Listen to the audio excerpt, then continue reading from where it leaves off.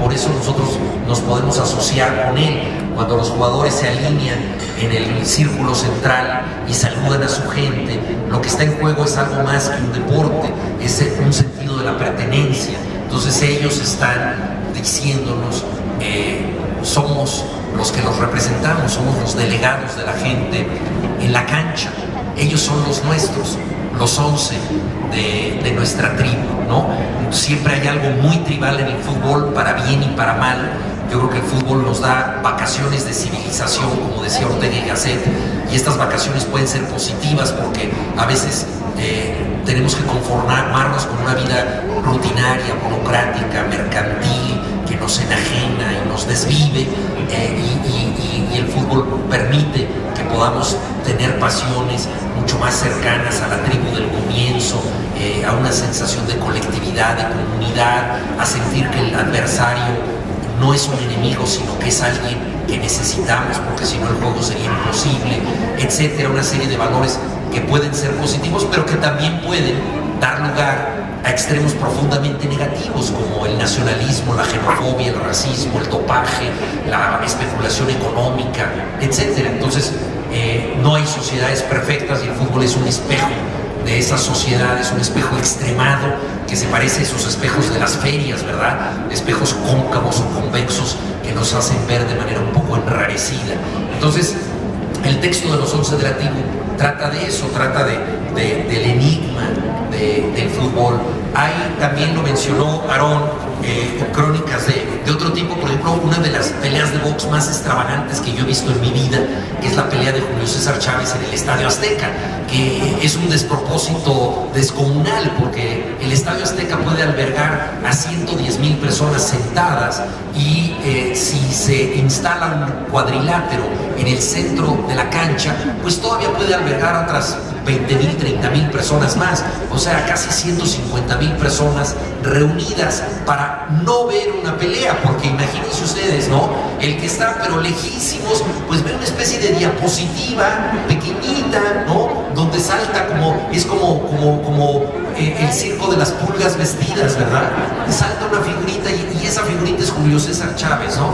Y además la pelea duró poquísimo, porque Julio César era muy superior a su adversario. Desde el primer round se dio cuenta de que lo iba a noquear de inmediato y trató de consentirlo para que no se viniera abajo. Y entonces estuvo Julio César Chávez pues más o menos tratando de alargar la pelea hasta que esto acabó demasiado pronto, ¿no? Entonces, bueno, es una crónica sobre esa pelea absurda y una reflexión, por lo tanto, sobre el espectáculo de masas de nuestra sociedad, ¿no? En qué se ha convertido la sociedad que promueve este tipo de espectáculos que desafían un poco la razón.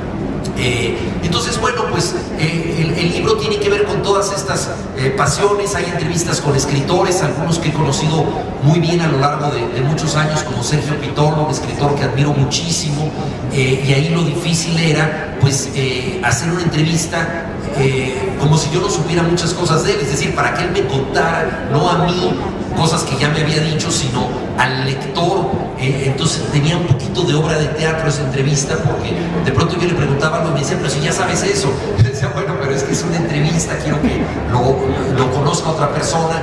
Entró muy bien en el juego Sergio Pitol. Todo esto fue antes de que recibiera el premio Cervantes y se convirtiera en el clásico contemporáneo que ya es. Otra entrevista con un premio Nobel, que entonces no lo había ganado, William Golding, el autor del Señor de las Moscas. En fin, son crónicas que tienen que ver con muchas cosas, algunas pintorescas. Por ejemplo, el jerarca de la CIA, no sé, por ahí de principios de los 90, William Webster, dijo que la sede mundial del espionaje y de la Guerra Fría se había desplazado a México, y que México era uno de los lugares donde se estaba reclutando espías para la Guerra Fría, y que México se estaba convirtiendo en una cantera de agentes dobles. Entonces a mí esto me pareció muy interesante, y yo dije, bueno, ¿qué tendría que hacer yo para ser reclutado por la Unión Soviética? ¿No? ¿Dónde puedo yo encontrar rusos que trabajen para el gobierno de la Unión Soviética? Y Y claro, la manera más obvia de hacerlo era ir a la embajada soviética, pero eso pues ya era una cuestión oficial, ¿no? Era hacer un trámite y claro, no me imagino una ventanilla que diga, ¿quiere ser usted espía soviético? Llene su aplicación, ¿no? Para espía soviético. Yo me imagino que te reclutan de otro modo. Entonces escribí una crónica un poco cómica vi que la mayoría de los empleados de la embajada, cuando terminaban de trabajar, cruzaban la avenida Revolución y iban a Gigante, que está enfrente, de compras pues, para comprar algo para la cena o lo que fuera.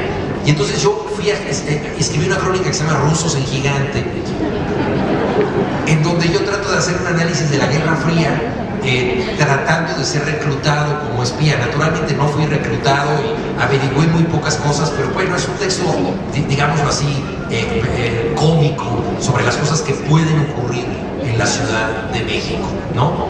Y esta crónica se publicó por primera vez en una revista que hacía un calendario 24 horas en la Ciudad de México. Y entonces mi crónica representaba, creo que las 6 de la tarde, que era la hora de salida del trabajo de los empleados de la Embajada de la Unión Soviética, ¿no?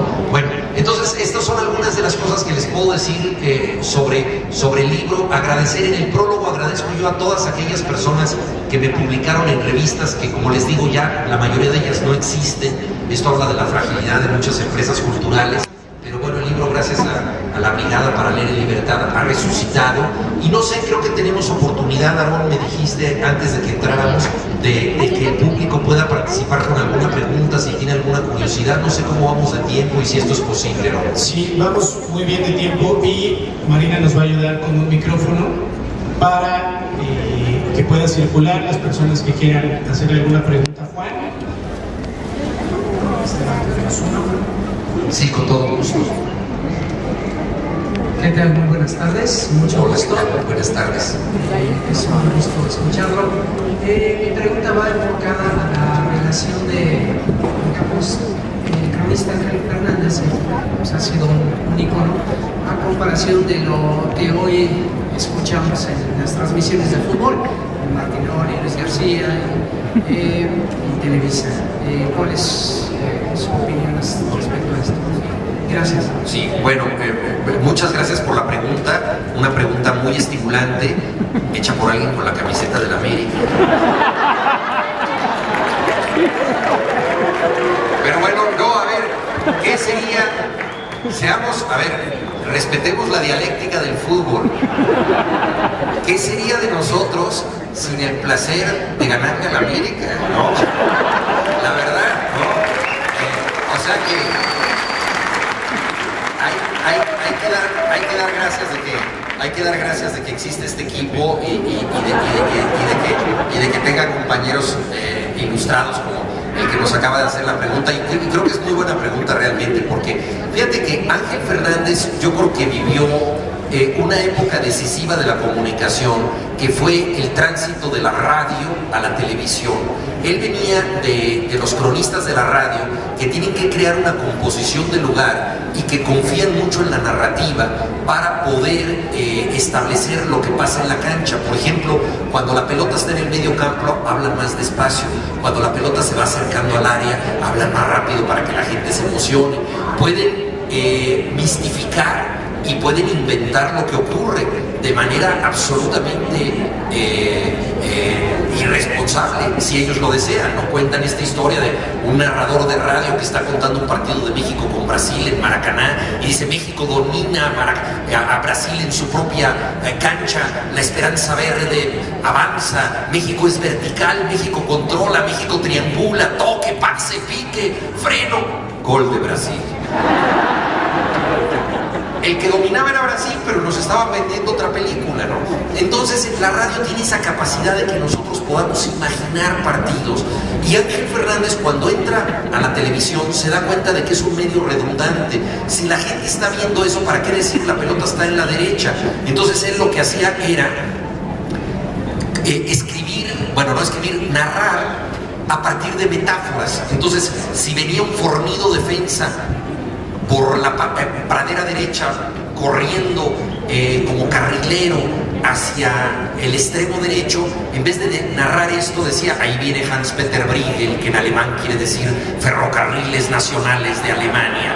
O sea, creaba una locomotora en el campo, ¿no? Esa capacidad es extraordinaria. Ahora, uno de sus herederos fue el Perro Bermúdez en cuanto a la intensidad que él ponía, con una voz desde luego potente, pero desde luego le faltaba la gran cultura de Ángel Fernández para articular datos y para reunir zonas del conocimiento que solo a través de él se combinaban. Esa era la maravilla, la magia de Ángel Fernández, que podía empezar recitando un poema y acabar recitando la letra de un corrido, y todo lo conectaba con lo que estaba pasando en el campo, y eso era extraordinario.